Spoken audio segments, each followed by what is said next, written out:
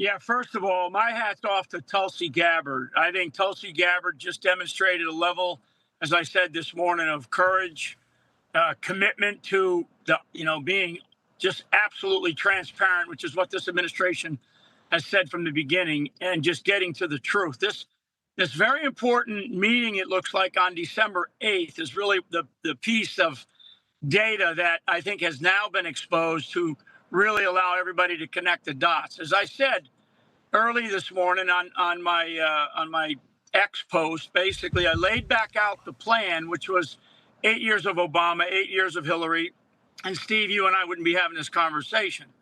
And so once enter summer of 2015, and so on and so forth, and Donald J. Trump wins the election, as you well know, in November of 2016. Then all the gates of hell were unleashed by Obama.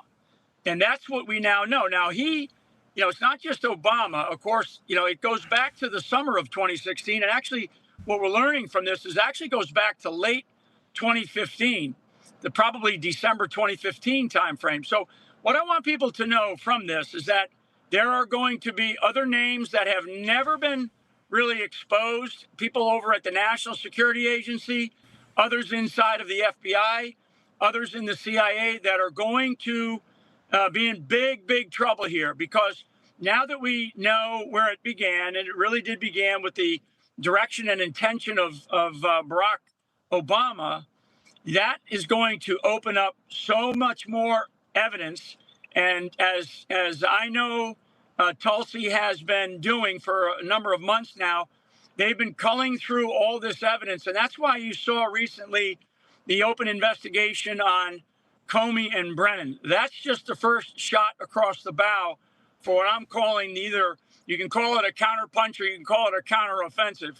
But President Trump, you got to believe he's fully aware of all this. This is why, I think the last few days and maybe weeks, you've seen a level of frustration.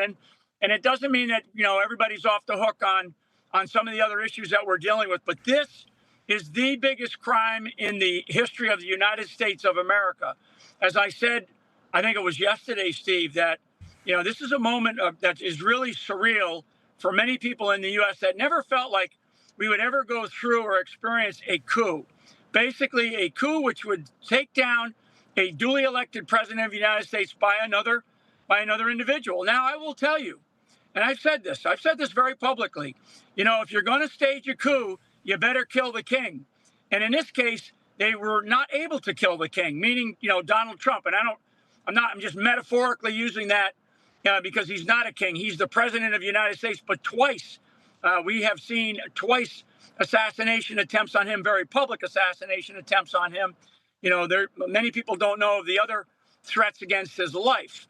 So they were not able to do that. They also, in my case, and I'll speak specifically from me, I went through hell. My family went through hell, but they picked the wrong Irishman and they picked the wrong Irish family, because we knew from the very beginning, and Steve, I don't think we realized when we were first in the White House in the early days of 2017, just how deep these people and how much they were willing to go. And now what we're learning, and I've known this, I've just written just published a book on it called Pardon of Innocence, because Trump had to use his pardon power to pardon an innocent man. Most people think I spent time in jail and was convicted. And, my case was dismissed because of egregious government misconduct. So we now, do I feel vindicated? I will feel vindicated when I see Barack Obama get, have Amen. Handcuffs on, being escorted from his house and being brought into jail. I would say right now, if I were in the Department of Justice, or if I was in the White House, I would demand that the Attorney General immediately take away the passports from these individuals who we know have already been named. And there's some others that have not been named yet. Take away the passports. Do not allow them to leave this country, because I guarantee they're waking up, this morning saying, where can I go? We got to get the hell out of here, because they committed a massive conspiracy to undermine and overthrow the United States of America, the United States government, the president of the United States, and the presidency. And they left a wake in their path that is unprecedented, as Jack, as Pozo just highlighted.